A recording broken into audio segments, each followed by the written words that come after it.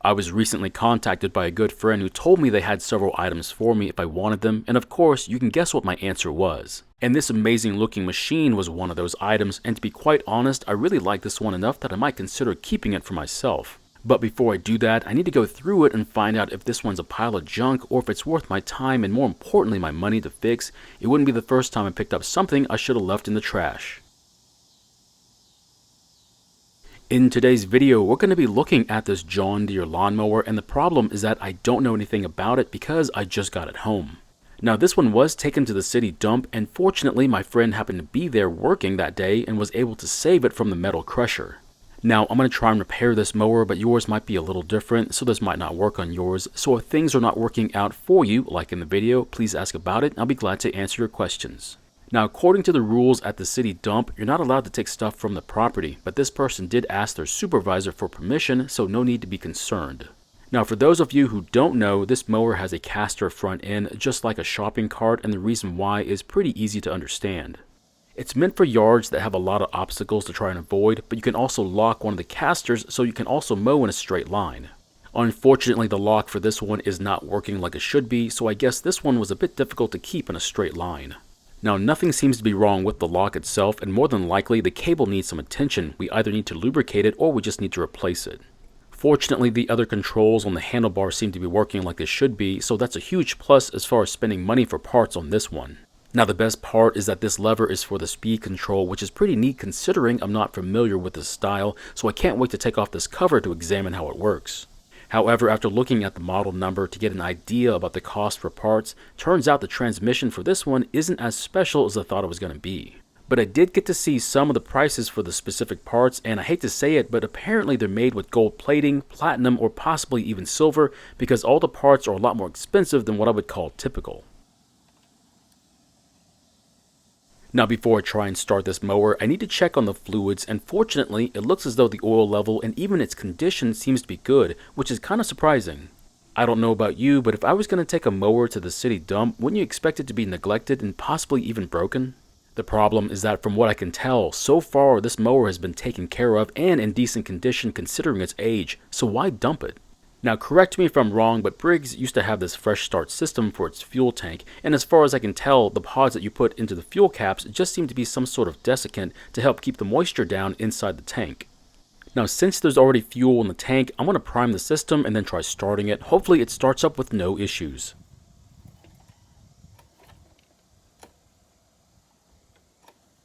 Unfortunately, the rope seems to be stuck, which is kind of strange considering it wasn't doing that before. Now my only guess is that I'm finding the engine, but only on the compression stroke, which can only mean one thing: the valve lash must be out of tolerance and needs to be adjusted. Now I was able to eventually get the engine to start and run, so as long as I get past the point where it gets stuck, then it will start. Now that's pretty mundane stuff, so I'm going to deal with that issue a little bit later on. Right now I'm going to focus on the main feature of this mower, which are the casters, and that's because I don't get to see these very often. Now I was pretty eager to find out if the casters make this mower any more difficult to push, and surprisingly it got a really good reading when using my pull meter. Now for a mower like this one, I would expect a reading between 2 and 2.5 kilograms, which I was able to get.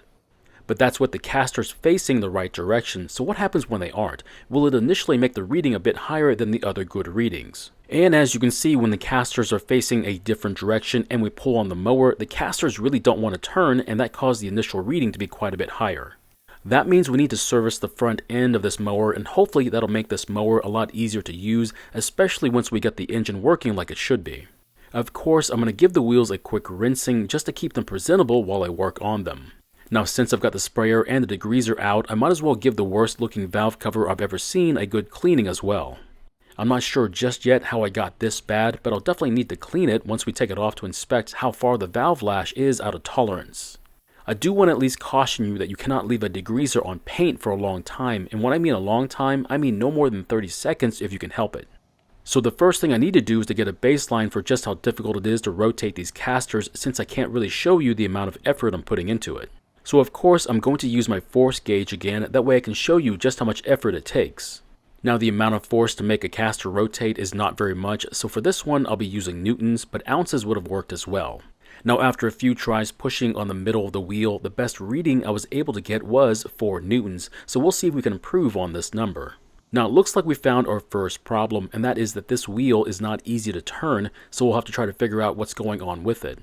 Now after using the force gauge on the middle of this caster, it appears that it's only a bit worse than the other one. So how do I intend on making the caster spin a bit easier? Well, that's a good question, and at first I thought about taking them completely apart by knocking out the roll pins, but that's going to be a lot tougher than I was hoping for, so I'm going to make it a lot easier for myself instead. So as you can see, there's a grease fitting for the casters, so instead of taking them apart to clean them and then greasing them up, I'm just going to skip taking them apart. So why am I skipping that part? That's simple. If these casters were really bad, and I mean tough to spin, greasing them up would help out, but you need to take out all the old grease and grime first. Fortunately, the casters aren't that bad, so I think I'd be wasting my time taking them apart, and just greasing them instead should be enough. Now this one is not that wheel that was tough to spin, but even the bolt on this one is proving to be difficult to remove, which is not good news. After knocking the bolt out of the wheel, it would appear that there's a buildup of grime in the middle of it, and that's what was making it tough to remove. Now cleaning it isn't all that tough. I'm just going to use some brake cleaner and a Scotch-Brite pad, and if you're wondering what the drill is for, well, I'm getting a bit lazy, so it's here to help spin the bolt so I can clean it faster.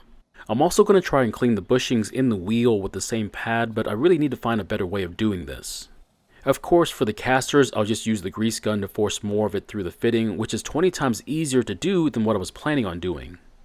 Now after that, I really couldn't tell you if it helped out any, but I'll use the meter on it later on and we'll see what kind of readings we get then, and hopefully it'll be better.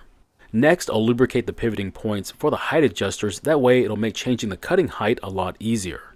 Then it's time to put the wheel back on with a good amount of lubrication, of course, to the bushings and the bolt. Also, don't forget to replace the washers on the back of the wheel.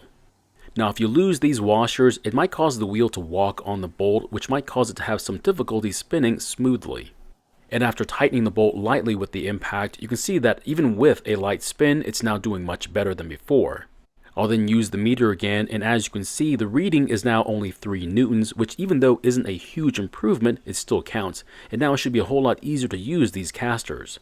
Next, we'll move on to the bad wheel, and I hate to say this, but I am not looking forward to fixing this one. Now for anyone that's done this job before, you might already know what's about to happen, but for those of you who don't, you're going to see a real struggle to fix something. Now while I have the grease gun out, I might as well use it, that way I can put it back up. And after a few squeezes on the pump, it already seems to be swinging a whole lot better now, and after the improvement from the last reading, well, I'll skip it for this one. Now the reason why is because this is what came out of the wheel when it took the bolt out. So as you can see, not only did the bolt come out, but the bushings came out as well because they're rusted together.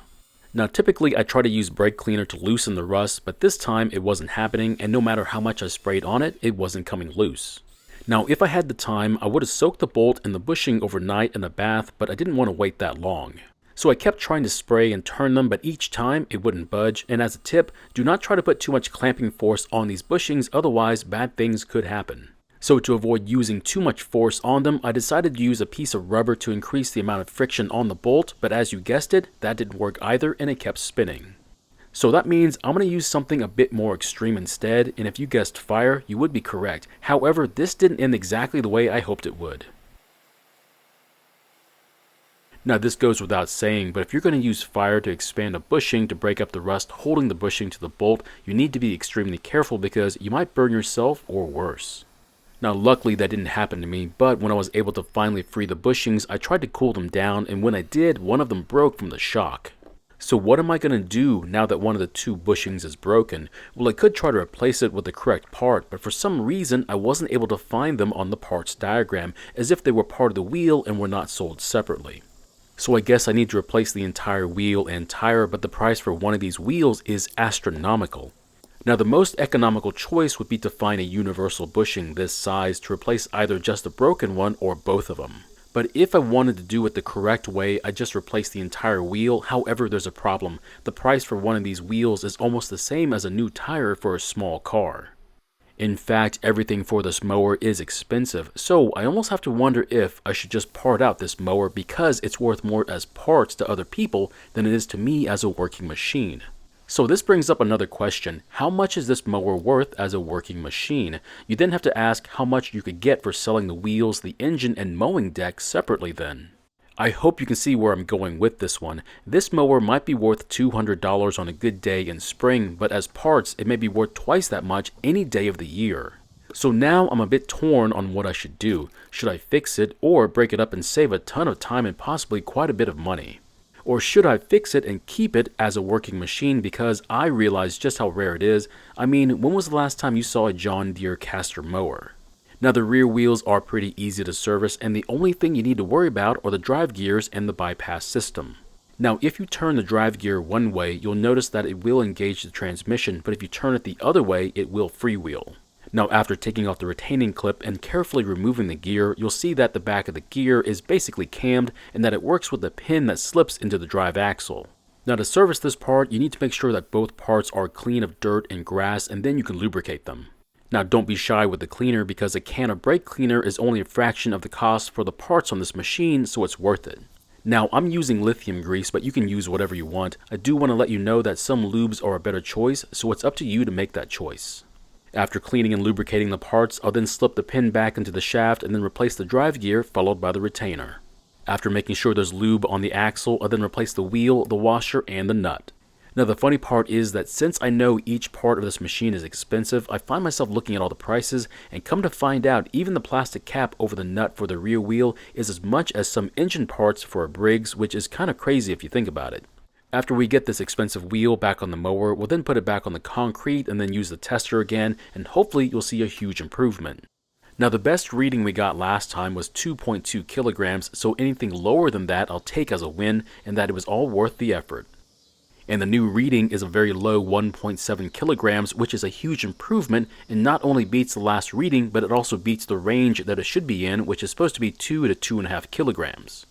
Now you might not think that what I just did was worth anything, but remember, you need to take care of your machine at least a little bit, that way it'll work when you need them to.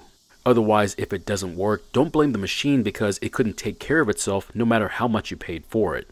Now the next thing we need to do is to look into why the compression is keeping us from pulling on the rope, but like I said earlier, most of you might already know what's wrong with it and how to fix it, but for the rest of us, you'll see how to fix it. But I do have a dilemma, which is once I get the engine working, I'll then have a working machine and hopefully the drive works like it should, but then what should I do with it? Now because of its branding and how rare it is, it's worth a lot of money and it's almost a shame to just use it, and I'll never get the money it's worth if I sell it, and no one's going to pay $400 for it, and besides, no one really wants a mower with caster wheels. So my question is, would you ever buy a mower with caster wheels? I mean, do you have that many obstacles in your yard that you need something like this? I know I don't. Thank you for watching. I really do appreciate your time here. Please feel free to ask me any questions about this project or about your own projects, and I hope to see you in the next video.